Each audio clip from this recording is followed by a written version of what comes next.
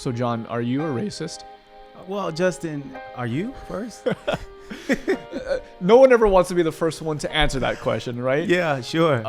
Man, like it seems like today being called racist is the worst thing ever. Like we see cancel Totally. culture. Like you can lose your job. You can lose so many things that you've worked hard for if you're associated with this word racist.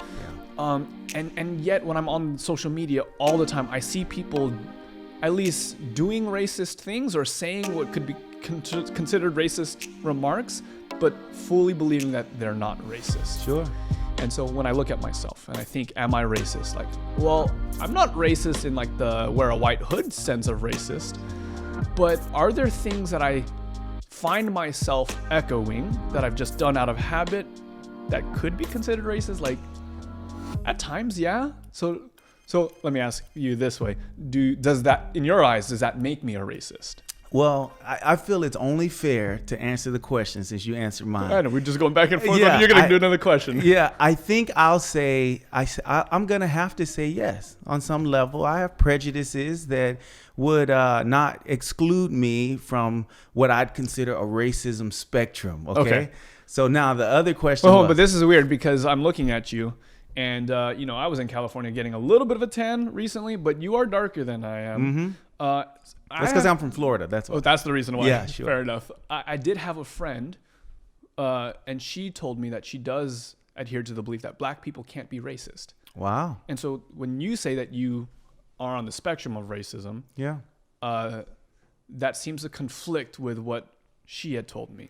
That Well, black people can't be racist. I'm okay disagreeing with her because I totally do. We can be. There are things that I have said or thought. There are things that people around me that have said or thought. There are times when I was quiet when comments were made about people of other races. I wish we could see it just as the human race. Unfortunately, we've got these color constructs. But I think it's fair, and it's unfair, I should say, for any race group or ethnic group to say that racism can't be what you call a reverse role kind of thing. It can be. So that'd be unfair. We do have elements of racism in every single part of life. So why do you think people in general, but maybe my friend in particular, are so averse to being willing to say that they may have some type of latent racism that they're still unlearning? Well, for one, today it's like really a really scary thing to put yourself in that lot. So that's a part of it. I think you're looking at, like, are you talking about racism or prejudices that get me involved in dangerous activities, things that inflict harm?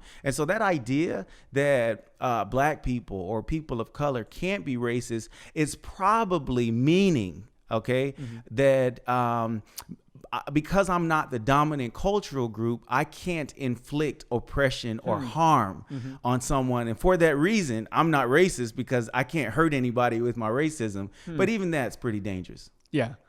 So one of the questions that we were talking about behind the scenes is like, so how do you help people begin to see this? Like, I don't think it's a fun experience for anyone to realize like, oh shoot, like, did I just say something racist? Because it makes you feel a certain way. Sure.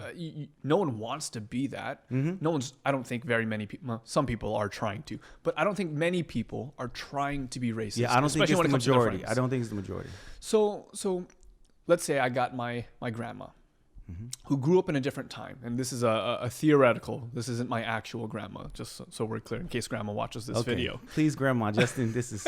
I love you, grandma.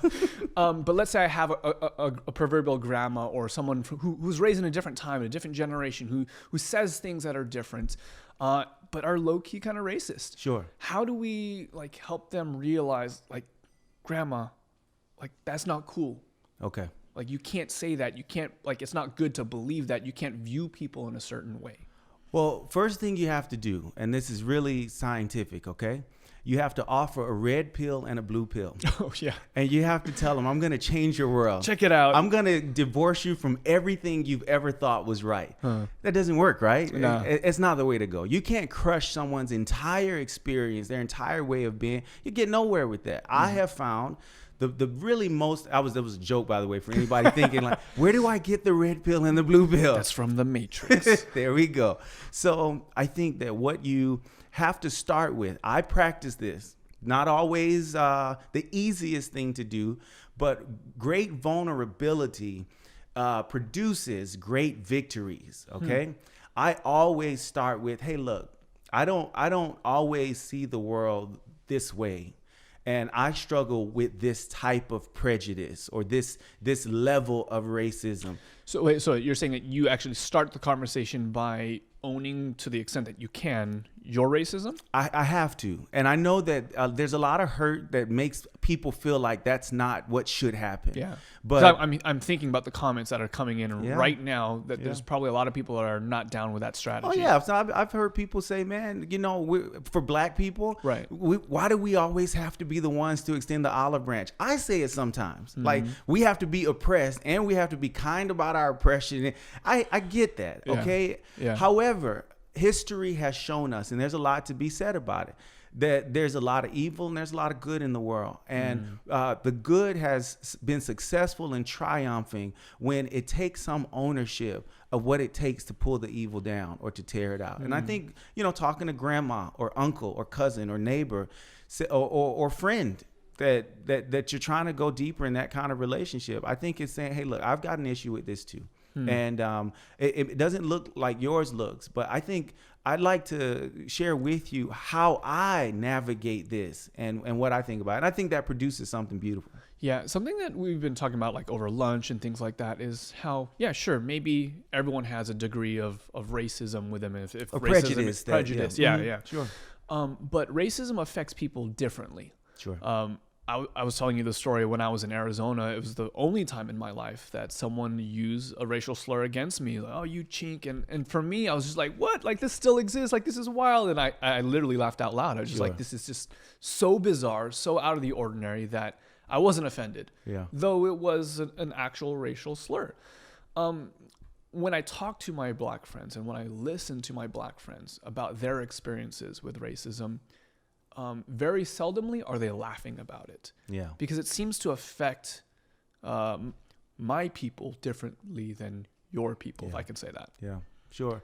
Well, some things we share differently. Like, people of diverse ethnic backgrounds can be in the same faith community, but it doesn't mean their cultural experience will be the same. They may share their alum of a particular school, and they share the learning experience. But and so I'm acknowledging that to then say, when it comes to racism in the black community, there's a cost. For me, I think for African Americans, the hurt and the pain that's associated with racism, it bears a different kind of burden. Okay. And, on one side, land of the free, home of the brave. On the other side, disproportionate numbers of incarceration and police response, or disproportionate numbers of inadequate educational amenities or opportunities. And so the hurt of the racism has lasted a lot longer than it should have. And that's the painful part. And so when you're talking to somebody, you say, I want to convince you of your racism. That's probably not the best way to go. No, you are a racist. Let me tell you how bad you really are. It just doesn't work. You are Hitler reincarnated. I try to tell my daughter how bad she is. She's never going to experience joy and peace and growth in her life. When I tell her, hey, you're beautiful, you're wonderful. And sometimes I have to share my experience. I messed up in this. I remember one time my daughter messed up really badly.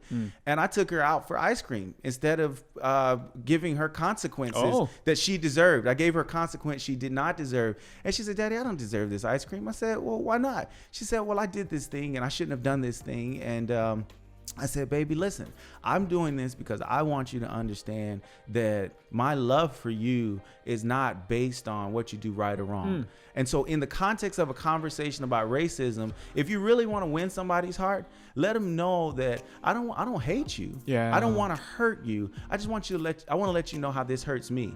Justin, it's not going to always work. I've had those conversations and I walk away from people, in all honesty, angry, pissed off. I wish I had punched them instead of had a conversation with them. I feel that way inside. And I think that's because I was trying to change their mind.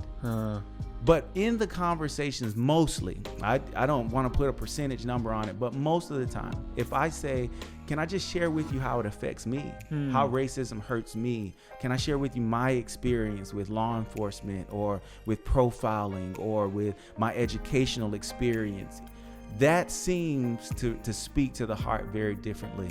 And that's a really big way to help convince someone that they're racist, because then they say, oh man, now I feel really sad about this. Oh man, my bad. It's like, oh man, I didn't know, man. Yeah, you're not trying to guilt them. Right. You're trying to share. Yeah. And I think sometimes people feel like they can't be heard or won't be heard. So if you really want to win in that, take that step and decide to be the one that'll listen and hear how this affects someone. That's what helps me. Next time on I'm Listening. Have things gotten better? Absolutely. I went on a long walk yesterday, Justin. It almost killed me because my good friend, Dr. Tom Evans over at Max Life Events, he had me climb this staircase, and he kept just saying, we're almost there. I was like, dude, you've been saying that since you just lying, I bro. wanted to like slap him and push him down the stairs and be like, now are we there yet? Are we there? But the truth of the matter is, I looked back and I was way further than I had been, but I was so far from where I wanted to be. And I think that's what the Black community experiences.